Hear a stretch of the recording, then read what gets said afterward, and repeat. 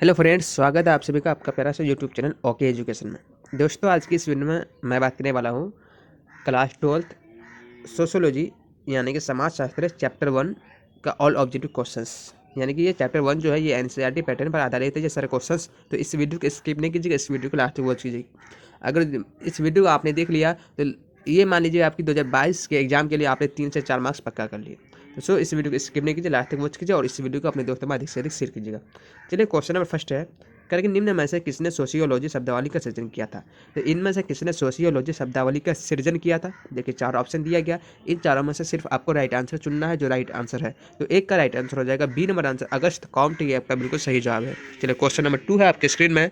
2 में कह रहा है आपका क्या कह रहा है, कह रहा है समाज शास्त्र को सामाजिक स्थिति एवं सामाजिक गति में किसने विभाजित किया। तो किसने विभाजित किया है, तो देखिए 4 ऑप्शन दिया गया है। ओके, तो 2 का राइट आंसर हो जाएगा आपका बिल्कुल D number answer right answer हो जाएगा। दूरखीम ये आपका बिल्कुल डी नंबर आंसर राइट है। चलिए, अगला सवाल है सवाल नंबर 3। 3 में कह रहा है आपका कि मनुस्मृति के रचनाकार कौन है।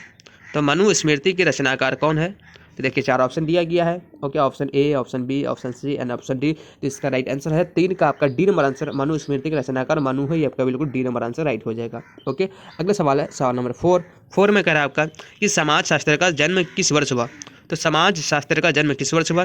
देखिए 4 ऑप्शन दिया गया है। ऑप्शन ए में आपका देखिए इस प्रकार दिया गया है एंड ऑप्शन बी दिया गया, ऑप्शन सी और ऑप्शन डी इस प्रकार दिया गया है। तो 4 का राइट आंसर है ए नंबर आंसर 1838 ईस्वी में समाज शास्त्र का जन्म हुआ था। कब हुआ था, 1838 ईस्वी में। ए नंबर आंसर राइट हो जाएगा। अगला सवाल है सवाल नंबर 5। 5 में कह रहा है कि भारतीय समाज कितने आश्रमों में विभाजित था। तो भारतीय समाज कितने आश्रमों में विभाजित था, तो इसका सही जवाब है आपका 5 का ए नंबर आंसर यानी 4 भागों में विभाजित है। ओके, ये 5 का ए नंबर आंसर राइट हो जाएगा। अगला सवाल है कह रहा है कि निम्न में से कौन सा एक वर्ण है। इन चारों में कौन एक वर्ण है। तो 4 ऑप्शन दिया गया, इसका 6 का राइट आंसर हो जाएगा ए नंबर आंसर ब्राह्मण, ये आपका बिल्कुल ए नंबर आंसर राइट हो जाएगा। ओके, 6 का ए। अगला सवाल है सवाल नंबर 7। 7 में कह रहा है कि समाज का निर्माण निम्न में से किससे होता है। तो समाज का निर्माण निम्न में से किससे होता है, तो इसका 7 का सही जवाब हो जाएगा सी नंबर आंसर यानी कि सामाजिक संबंधों से होता है, ये आपका सी नंबर आंसर राइट हो जाएगा। समाज का निर्माण सामाजिक संबंधों से होता है। अगला सवाल है सवाल नंबर 8।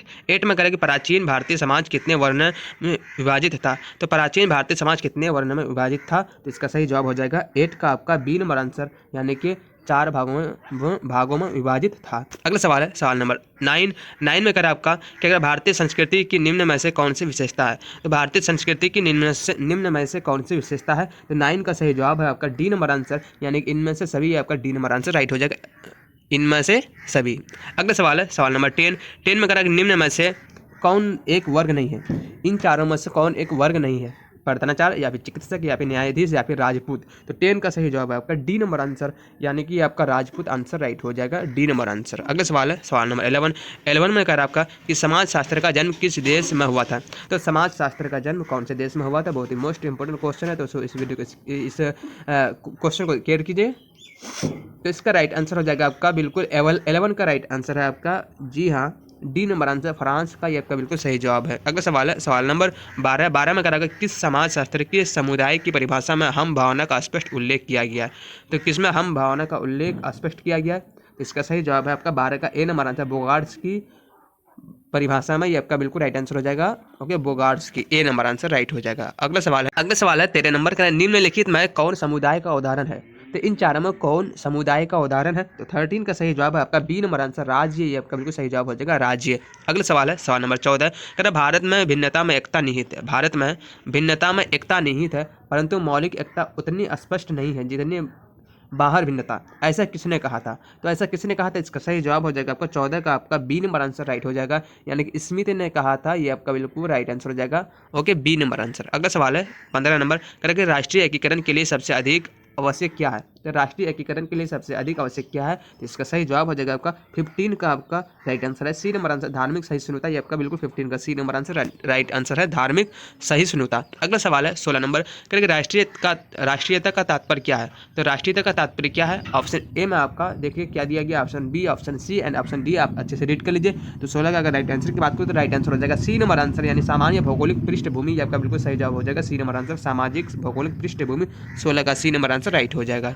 अगला सवाल है कि भारत छोड़ो आंदोलन का आरंभ कब से हुआ। तो भारत छोड़ो आंदोलन का आरंभ कब से हुआ, देखिए 4 ऑप्शन दिया गया है। ओके, तो इसका राइट आंसर हो जाएगा 17 का आपका सी नंबर आंसर, यानी 9 अगस्त 1942 ईस्वी को हुआ था। ये आपका बिल्कुल सी नंबर आंसर राइट हो जाएगा।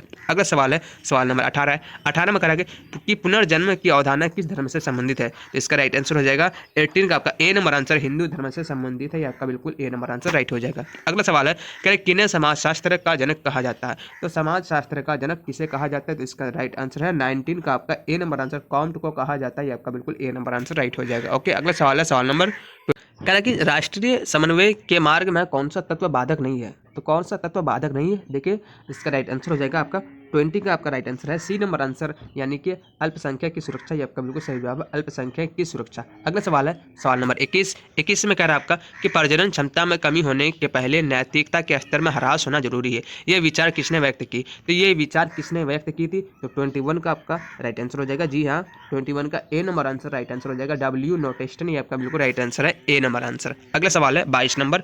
22 में कह रहा है आपका क्या कह रहा है कि उग्र राष्ट्रवाद का काल कब कहा जाता है, तो उग्र राष्ट्रवाद का काल कब कहा जाता है, तो इसका राइट आंसर हो जाएगा आपका 22 का ए नंबर आंसर 1905 से 1918। ये आपका बिल्कुल सही जवाब है, 1905 से 1918 तक। ओके, ए नंबर आंसर राइट हो जाएगा। अगला सवाल है सवाल नंबर 23 कह रहा है कि निम्नलिखित में किस विद्वान ने भारतीय गांव को एक जीवन विधि माना है, तो कौन से विद्वान ने भारतीय गांव को एक जीवन विधि माना है, तो इसका सही जवाब है 23 का ए नंबर आंसर, मजूमदार। ये आपका बिल्कुल ए नंबर आंसर राइट हो जाएगा। अगला सवाल है 24 नंबर कह रहा है कि सनसता शब्द का उपयोग सर्वप्रथम किस विद्वान ने किया था, तो सनसता शब्द का उपयोग सर्वप्रथम कौन से विद्वान ने किया था, बहुत ही मोस्ट इंपोर्टेंट क्वेश्चन है ये, क्वेश्चन नंबर 24। ओके, तो इसका राइट आंसर हो जाएगा 24 का आपका बी नंबर आंसर, स्पेंसर। ये आपका बिल्कुल सही जवाब है, स्पेंसर। अगला सवाल है सवाल नंबर 25 का स्पेंसर की पुस्तक, स्पेंसर की एक पुस्तक का नाम है फर्स्ट प्रिंसिपल्स, तो फर्स्ट प्रिंसिपल्स में सर्वप्रथम किस शब्द का उपयोग किया गया, तो कौन से शब्द का उपयोग किया गया था, 25 का आपका राइट आंसर हो जाएगा ए नंबर आंसर, यानी सनसता शब्द का उपयोग किया गया था। कौन सा शब्द, सनसता। अगला सवाल है सवाल नंबर 26 में कह रहा है आपका क्या कह रहा है कि संसार में सर्वप्रथम कहाँ और कब जन्म दर और मृत्यु दर का पंजीकरण प्रारंभ हुआ था, तो संसार में सबसे पहले कब और कहाँ जन्म दर और मृत्यु दर का पंजीकरण प्रारंभ हुआ था, तो इसका सही जवाब है आपका 26 का बी नंबर आंसर, यानी कि मिस्र में। ये 1250 ईसा पूर्व, यानी 20 से 1250 BC कहाँ हुआ था, तो ये मिस्र में हुआ था। कहाँ हुआ था, मिस्र में। ये आपका बिल्कुल राइट आंसर हो जाएगा। ओके, अगला सवाल है सवाल नंबर 27 कह रहा है किस विद्वान ने समुदाय की परिभाषा में हम की भावना का स्पष्ट उल्लेख किया है, तो कौन से विद्वान ने समुदाय की परिभाषा में हम की भावना का स्पष्ट उल्लेख किया है, तो 27 का सही जवाब हो जाएगा आपका ए नंबर आंसर, बोगार्ड्स ने किया था। ये आपका बिल्कुल ए नंबर आंसर राइट हो जाएगा। अगला सवाल है 28 नंबर कह रहा है कि निम्नलिखित में से किस समाज में परिस्थिति अपेक्षाकृत बेहतर है, तो इसका 28 का राइट आंसर है ए नंबर आंसर, औद्योगिक समाज। जहाँ औद्योगिक समाज है वहाँ सबसे ज़्यादा समाज में परिस्थिति की अपेक्षाकृत क्या है, बेहतर है। अगले सवाल है सवाल नंबर 29 में कह रहा है कि जब मृत्यु दर बढ़ती है और जन्म दर में गिरावट आती है तो उसके फलस्वरूप क्या होता है, तो देखिए 29 बहुत ही मोस्ट इंपोर्टेंट क्वेश्चन है, बहुत मतलब अच्छे लेवल का क्वेश्चन है ये। तो 29 का राइट आंसर हो जाएगा बी नंबर आंसर, यानी कि जनसंख्या में क्या आती है, गिरावट आती है। जब मृत्यु दर बढ़ती है और जन्म दर में गिरावट आती है तो उसके फलस्वरूप क्या होती है, जनसंख्या में गिरावट आ जाती है। बी नंबर आंसर राइट हो जाएगा। अगला सवाल है 30 नंबर, यानी इस वीडियो का लास्ट और अंतिम क्वेश्चन है। क्या कह रहा है कि वह आंदोलन जिसको माल्थस ने अनुयायियों ने संतति निग्रह एवं अन्य उपायों द्वारा जनसंख्या कम करने के लिए चलाया था, वो कौन सा आंदोलन था, तो इसका राइट आंसर हो जाएगा 30 का आपका ए नंबर आंसर, नव माल्थसवाद। ये आपका बिल्कुल राइट आंसर हो जाएगा, नव माल्थसवाद। तो इस तरह से मैंने 30 VVI ऑब्जेक्टिव क्वेश्चन कवर कर चुके हैं सोशियोलॉजी का। अगर आप नेक्स्ट वीडियो लेना चाहते हैं किसी भी सब्जेक्ट का तो फटाफट से कमेंट बॉक्स में कमेंट कीजिएगा और मैं जल्दी ही प्रोवाइड कराने की कोशिश करूंगा। मिलते हैं नेक्स्ट वीडियो में, तब तक के लिए चैनल को सब्सक्राइब करके बेल आइकन को प्रेस कर दीजिए ताकि ऑल वीडियोज़ का नोटिफिकेशन सबसे पहले आप तक पहुँचे।